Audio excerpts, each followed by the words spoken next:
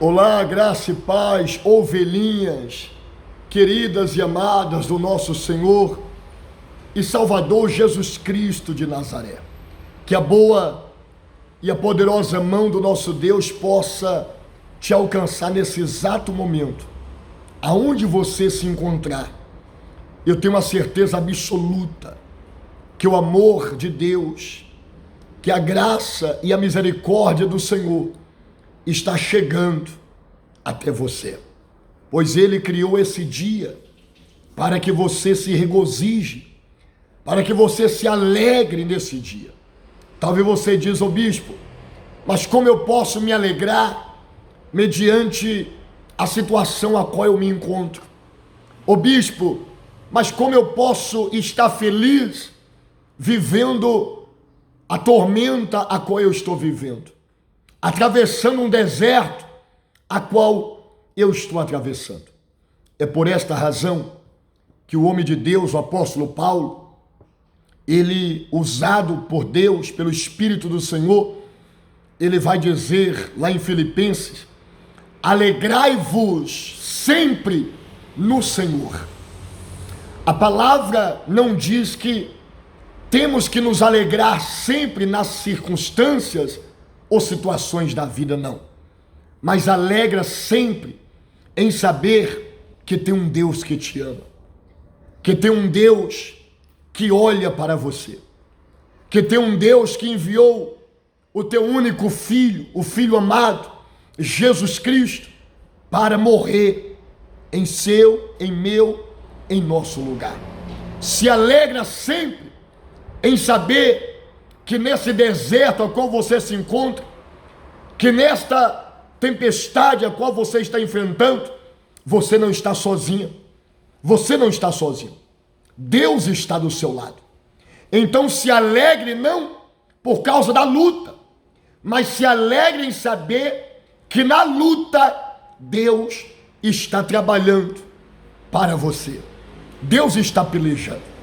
Quando a palavra diz que Paulo e Silas, mesmo dentro de uma prisão, com as suas mãos e pés amarrados, acorrentados em um tronco, mas por volta da meia-noite, a palavra diz que esses homens começaram a louvar, a cantar e adorar ao Deus Todo-Poderoso. Eles não estavam cantando, felizes, alegres, porque estava dentro de uma prisão, não. Mas a alegria deles era em saber que mesmo estando dentro de uma prisão, a presença do Cristo, do Jesus enviado de Deus, estava com eles. Então eles se alegravam não por estar preso, mas em saber que mesmo estando preso, eles não estavam sozinhos. Havia dos seus lados, ou do seu lado, um Deus que não desampara um filho teu. Então a palavra diz: se alegra, pois, sempre no Senhor, e saiba que Ele está cuidando de você. Por isso, eu quero deixar essa palavra com você, e eu gostaria que você prestasse muita atenção no que Deus está falando e vai falar conosco por esses minutinhos. E desde já eu quero convidar vocês a ser um mensageiro de Deus, ser um evangelizador da obra do Senhor, fazendo a sua parte. Aquilo que nós recebemos não podemos reter em nós, não. Ele disse: de graça recebeste. Você não está pagando nada para receber o que você está recebendo agora, não. Você não está pagando um centavo para receber a mensagem de Deus, a palavra de Deus, a oração de Deus, a qual você está recebendo agora. Palavra essa que o bispo Tiago vai dizer que ela é poderosa para salvar a nossa alma. Então, o que você está recebendo agora de graça, se você abrir o seu coração e deixar essa palavra entrar dentro de você, ela vai mudar a sua história, ela vai mudar a sua vida. E tudo isso está chegando de graça para você. Por isso que o Senhor Jesus diz: de graça recebeste, e de graça dai.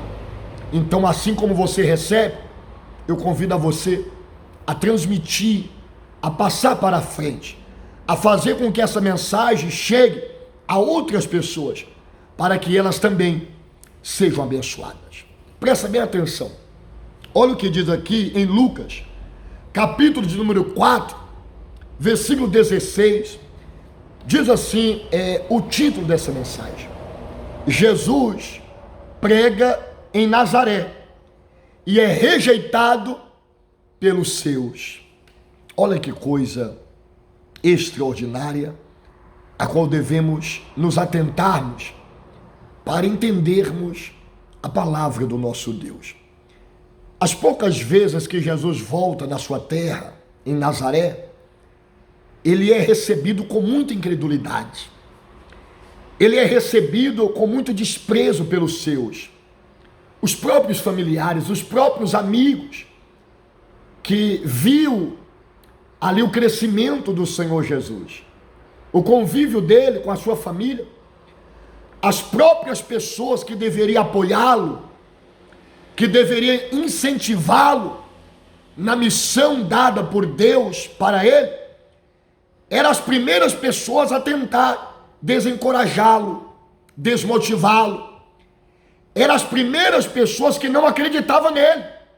Ou seja, aqueles que deveriam dar um voto de confiança, aqueles que deveriam acreditar na missão a qual ele havia recebido do Pai, eram as primeiras pessoas a desprezá-lo, a não enxergar nele alguém capaz, alguém preparado. Infelizmente, isso acontece conosco. Talvez você se encontre decepcionado, porque pessoas que deveriam te apoiar, te motivar, talvez foram as primeiras pessoas a desacreditar dos teus sonhos. E quando eu digo apoiar, motivar, eu não estou dizendo apoiar o erro, não. Jesus não queria que eles apoiassem nenhum erro dele, porque ele não cometeu nenhum erro. Mas é apoiar aquilo que é nobre, aquilo que é dado por Deus, o sonho que está dentro de você, que foi Deus que colocou, aquilo que vai trazer mudança não só para a sua vida, mas para a vida de muitas outras pessoas. E talvez você não encontrou esse apoio.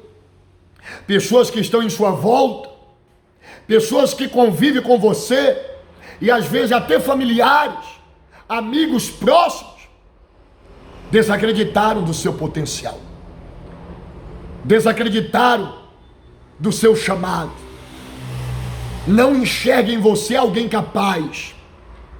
Pessoas desacreditam do seu potencial, do seu sonho, e com isso elas tentam roubar a sua motivação, fazendo você abrir mão dos teus sonhos, abrir mão do chamado que Deus tem para você, abrir mão da missão que Deus te deu. E era isso que as pessoas faziam com o Senhor Jesus. Por quê? Porque quando eles olhavam para o Senhor Jesus, os seus familiares, eles sempre viam Jesus como um carpinteiro, porque foi assim que eles conheceram Jesus, trabalhando na carpintaria ao lado do seu pai José. E quando eles olhavam para Jesus, quando Jesus saiu de Nazaré, em obediência à missão que o pai lhe havia concedido, e quando ele retorna, já ali na fase adulta, as pessoas olhavam para ele, mas não enxergavam essa transição, essa mudança. Mas olhava para ele e ainda via ele como um simples carpinteiro. Olhava para ele e via ele apenas como o Jesus filho de José, o Jesus filho de Maria. E é por isso que as pessoas não davam crédito a ele, não reconhecia a missão que ele lhe havia recebido do Pai, porque sempre via ele como alguém inferior, como alguém que era simplesmente o filho do José e o filho da Maria. O que eles não entendiam é que aquele Jesus que estava diante deles não era um simples carpinteiro, não era apenas um filho de um homem chamado José e de uma mulher chamada Maria, não. O que eles não eram capazes de entender é que aquele Jesus que agora estava se apresentando diante dele, nada mais, nada menos é do que o Cristo de Deus, do que o enviado de Deus, do que o ungido de Deus, do que o filho amado de Deus, do que o servo do Deus Altíssimo. Ele é o enviado de Deus, ele é o libertador do povo de Deus. Mas as pessoas não enxergavam ele dessa maneira. Não. Talvez as pessoas olham para você e sempre fica querendo rotular a você um rótulo de inferioridade, de uma pessoa incapaz, principalmente se você já teve um passado errado, de transgressões. Quem nunca errou nesta vida, não é mesmo? Porém, os acertos vêm por causa dos erros. Nós só buscamos o acerto, nós só buscamos a verdade quando percebemos que estamos vivendo na mentira e naquilo que é errado.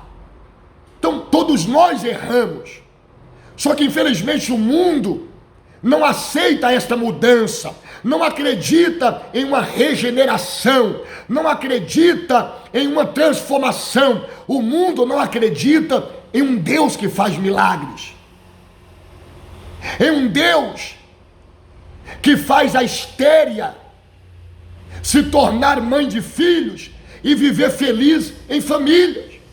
O mundo não acredita em um Deus que pega do pó os desvalidos, que tira do montulho os necessitados e faz se assentar na mesa ao lado dos príncipes. O mundo não acredita em um Deus que tira o sujeito da marginalização, da criminalização, que tira das drogas, que tira da prostituição, que tira do crime e torna um homem e uma mulher de bem, torna um homem e uma mulher honrados. Esse é o nosso Deus. O nosso Deus é Deus de mudanças, é Deus de transformação, é Deus de milagres. Mas muitas vezes o mundo não vai aceitar isso, e sempre vai querer associar você com o seu passado, sempre vai querer associar você com a sua vida passada, e vai olhar para você e vai falar: a quem você pensa que você é? Eu vi você nascendo, você simplesmente é filho da Maria, é filho do José, é filho do Joaquim, é filho da senhora, é filho do João. Talvez as pessoas só te conhecem como um filho do José, da Maria, mas o que eles não sabem é que a partir do momento que você tomou uma decisão e fez uma escolha de entregar a sua vida nas mãos do Todo-Poderoso, você deixou de ser apenas o filho da Maria e do José, mas agora você é ungido de Deus. Agora você é filho do Deus Todo-Poderoso. Agora você é um escolhido, você foi selecionado por Deus e trazido para o reino dele. Você agora é um servo, é uma serva do Deus Todo-Poderoso, e Deus te escolheu e deu uma missão para você, de ser a testemunha dele nessa terra. E ainda que ninguém acredite nisto, e ainda que ninguém apoie você, ainda que ninguém valorize você, o teu chamado e a obra que Deus tem para a sua vida, não importa, porque aquele que te escolheu, ele valoriza você, ele acredita em você. Deus acredita em você, Deus sabe que você é capaz, por isso que ele te escolheu. Ele sabe que você pode mudar esta situação e chegar aonde ele quer que você chegue. Então, às vezes as pessoas vão te ver apenas como uma simples pessoa, filho desse ou daquele, mas você é filho de Deus. Você é ungido de Deus. Deus te escolheu. E Deus confiou em você, a você, esta missão de honrá-lo, de glorificá-lo. Por isso que Jesus vai olhar para estas pessoas e a palavra vai dizer assim, aqui ele está lendo na sinagoga o pergaminho que foi dado a ele, as cartas escritas pelo profeta Isaías, que vai estar escrito assim, falando acerca dele.